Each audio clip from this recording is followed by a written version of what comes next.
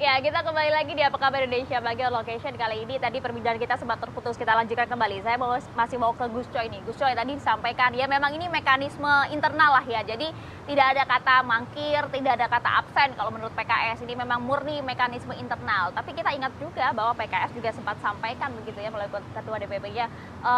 Nampaknya kita menganggap seharusnya jika masuknya PKB lebih smooth ke koalisi, tidak akan terjadi dinamika semacam ini. Ini bentuk kekecewaan loh dari PKS. Mungkin bahasanya berbeda dengan Partai Demokrat. Lebih santun, Masya Allah memang PKS ini. Itu gimana? Maria, PKS itu nggak punya kekecewaan. Semuanya itu apa yang terjadi takdir Tuhan. Disayangkan itu bahasanya? Enggak, saya kira itu salah yang menangkap. Ini persoalannya kan waktu yang cepat. Semua bersyukur PKB masuk di koalisi perubahan. Baik secara elektoral maupun secara konfigurasi politiknya nasional. Jadi kita bersyukur ada PKB, ada PKS, ada nasionalis seperti Nasdem ya. Ini saya kira konfigurasi yang bagus. Nah,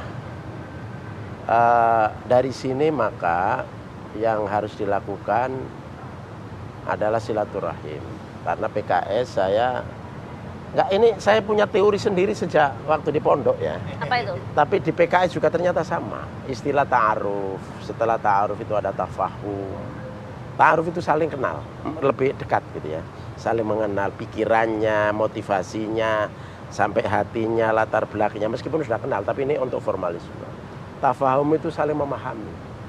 Dari proses interaksi ta'aruf itu maka akan saling memahami. Ya.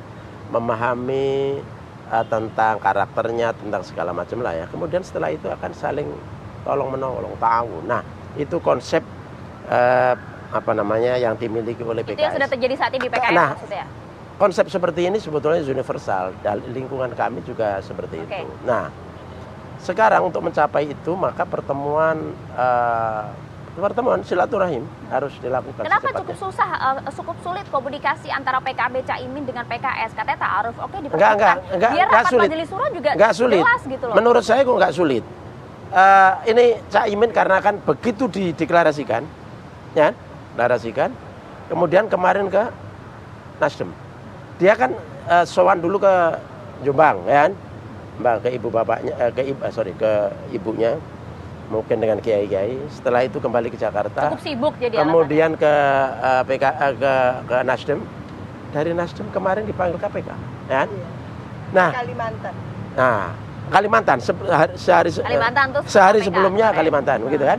Nah, berarti kan besok atau lusa ini sudah bisa dilakukan untuk pertemuan. Oke, besok atau lusa PKS siap berarti ya. Oke, kalau gitu saya ke Prof Siti Zuro dulu. Prof, kalau Anda melihat ketidakhadiran PKS dalam dua momen penting, deklarasi loh, dan juga kemudian konsolidasi. Bahkan hingga saat ini rapat majelis syuro pun untuk menentukan kemana arah politik PKS juga belum digelar.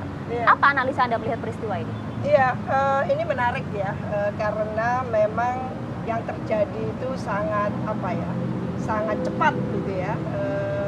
Menjadi analis politik untuk Indonesia itu butuh kesabaran, kejelian, kepiawaian gitu untuk tidak cepat-cepat menyimpulkan apa yang terjadi dengan deklarasi Amin ya, Anies Muhaimin Iskandar itu. Menurut saya memang ini juga tidak ada yang menyangka mungkin publik seperti itu. Jadi jagat politik Indonesia agak terperanjat gitu ya. Karena terperanjat, kalau menurut saya memang tahapan-tahapan yang dilakukan itu sebetulnya sudah cukup sikun antara Nasdem dan PKB. Ketika itu adalah antara Nasdem dan PKB untuk dibawa ke koalisi perubahan, maka ini yang deal duluan gitu ya. Disolidkan dulu sehingga apa yang terjadi di Surabaya dengan pasangan Amin tadi itu ini akan menjadi semacam tiang panjangnya untuk memperkokoh koalisi perubahan. Lah baru selanjutnya adalah memang kita melihat di antara dua partai yang melakukan deklarasi ini, leading partinya itu sebetulnya yang proaktif dan berinisiatif itu kan Nasdem melalui Pak Paloh. Nah selanjutnya harusnya terus dilakukan koordinasi, komunikasi dan sebagainya itu atas inisiatif dan sebagainya juga oleh Pak Paloh. Seharusnya Padahal seperti itu. ada PKS juga di Iya, sana. jadi nggak jeda. Maka untuk selanjutnya tahapan tadi kan Mas Effendi Hoiri sudah mengatakan akan secara sekuen dilakukan semacam koordinasi lagi, komunikasi lagi yang melibatkan 3 partai Ini wajar menurut Anda, gak janggal gitu? Momen yang dikejar itu siapa cepat dia dapat gitu kan. Jadi politik itu sangat kontekstual. Lah kalau momennya tidak diambil, maka dia masuk angin sudah kan gitu. Lah itu yang tidak mau ketinggalan. Saya melihat kepiawaian, kelihean dari Pak Surya Paloh sebagai Ketua Umum Partai Nasdem dan sekaligus adalah politisi ulung ya, bukan kemarin sore gitu ya, yang melihat momen itu tidak boleh hilang. Oke, gitu. itu momen dari Nasdem. Iya. Bagaimana dengan PKS? Nah, ini yang seharusnya sekarang sedang mungkin dipikirkan. Menurut saya perubahan tanpa PKS ya bukan perubahan, menjadi lain gitu ya. Berarti keluarnya PKS dari perubahan artinya tidak ada bubar gitu. Ini semakin menyempurnakan argumentasi dari apa yang disampaikan oleh Partai Demokrat. Itu. Ya. Prof, Nah, Anda melihat juga kekecewaan dari PKS nggak? PKS hanya ingin ada komunikasi yang lebih intensif.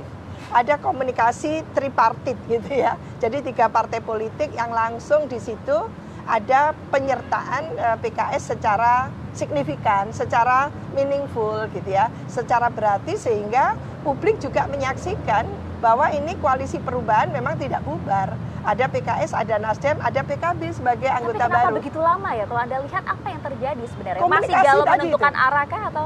Iya, jadi yang diutamakan oleh Pak Paloh adalah momentum. Tidak mau kehilangan momentum, diambil dulu, baru menata di dalam gitu.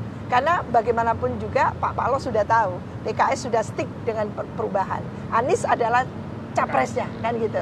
Lah tinggal dikelimain kata orang Betawi ya.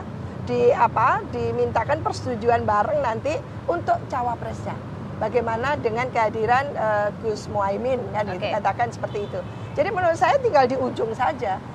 Sekarang Mas Effendi Hoiri ini mau mengeskalasi bagaimana agar komunikasi jauh lebih intensif dan tidak ada misunderstood, supaya apa ya, menurut saya ini kan sebetulnya kompetisi kontestasi siapa di antara koalisi-koalisi ini yang bisa memberikan certainty, kepastian kepada publik gitu ya. Sehingga mesin partainya, relawannya dan sebagainya itu bekerja efektif. Iya. Jadi jangan dipanggang lagi gitu loh.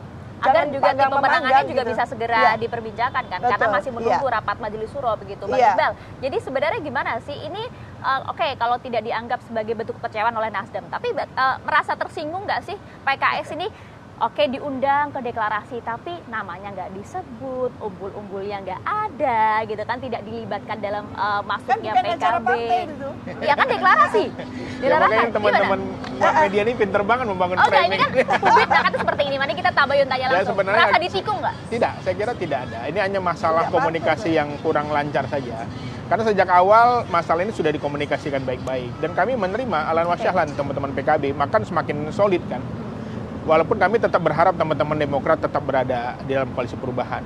Tapi yang terjadi hanya masalah komunikasi yang kurang smooth dan belum bertemunya Caimin dengan pimpinan PKS. Kalau itu sudah dilakukan saya kira semakin mantap. Karena memang ini ukhuwah Islamiyah seperti Gus Coy tadi. Betul, betul. PKB dan PKS itu memiliki kesamaan yang luar biasa. Ya. Basis masanya sama, umat Islam gitu ya. Kemudian juga tadi nilai-nilainya sama seperti di pondok kata Pak Yai. Kalau nggak ada masalah, jadi kapan rapat Majelis Syuro akan digelar? Ya kita akan sedang diproses, kita menunggu Caimin datang. Kalau itu sudah selesai, kalau sudah ketemu kita akan jalan bersama Kata beriringan. kuncinya silaturahmi. Nah, kata kuncinya silaturahmi yang sampai Sooner the sekarang better. belum terjadi gitu kan. Ini ada Bang di Iqbal. tangannya beliau nih. Tapi begini Bang Iqbal, kemarin Presiden PKS Pak Muhammad Sayhu sempat sampaikan gitu ya, kita akan bawa nama Caimin ini dalam rapat Majelis Syuro. Ya. Ada kemungkinan tidak kemudian nama Caimin ini ditolak? Ya saya kira dalam politik segala kemungkinan bisa terjadi ya. Tapi dalam konteks ini secara umum saya lihat ini perlu mekanisme saja. Tapi kita nggak tahu juga kan Majelis Syuro yang mutusin, karena saya bukan anggota Majelis Syuro ini. Ada 99 orang yang mewakili semua daerah di Indonesia, dan memang itu sudah jelas bahwa dalam ADRT PKS kewenangan di tangan mereka. Oke. Jadi nanti kita serahkan ke mereka. Artinya kalau kemudian dimungkinkan 50-50 ya, karena kita tidak tahu semuanya diserahkan kepada Dewan Majelis Syuro gitu. Artinya ada kemungkinan nama ini ditolak dan juga mencabut dukungan ke Anies Baswedan? Saya kira nggak segampang itu ya, karena bagi kami Anies ini bukan orang baru. Sejak Pilkada DKI, bahkan sebelum Pilkada juga kita sangat dekat sekali dengan Pak Anies ini. Dan saya kira kami tetap bersama Anies. Oke. Dan Caimin ini kenapa sulit sih menyebut nama Caimin ini, Bang Iqbal? Kita sudah menyambut baik kehadiran Caimin. Oke. Jadi tetap mendukung Amin, Anies, Caimin atau Aniesnya aja? Insya Allah dua-duanya kalau kita sudah ketemu dan sudah disahkan di Majelis Syuro. Jadi gimana ini Gus? Maria. Nampaknya masih ada kebimbangan. Secara Coy. substansi clear semua, kita yakini sepenuhnya Amin diterima. Oke, Amin diterima. Oke, yakini. amin, Nah, amin. Andai kata tidak, geger dunia ini. Bukan hanya Indonesia yang geger. Iya. Caimin ditolak oleh PKS itu geger itu. Dan Tapi dimungkinkan loh itu. Dan implikasinya besar sekali. Implikasinya bukan hanya politik. Implikasinya nanti sampai ke akar rumput NU. Wah, Ini itu panjang. ancaman ke PKS apa bagaimana Bukan, nih? bukan. Enggak kan, bukan kan? Oh ya. Ya. Peringatan. Jadi itu implikasinya. Karena itu kita husnudzon sama Ya. PKS. Ini husnudzon bahwa pasti sepenuhnya nerima Amin ini, ya, Caimin, Mas Anies, Caimin ini hanya formalitas Oke, itu kita yang tunggu diperlukan. kalau gitu Itu formalitas namanya ya, Gus Coy. taat betul pada aturan partainya. Ah, ini top, ini Oke.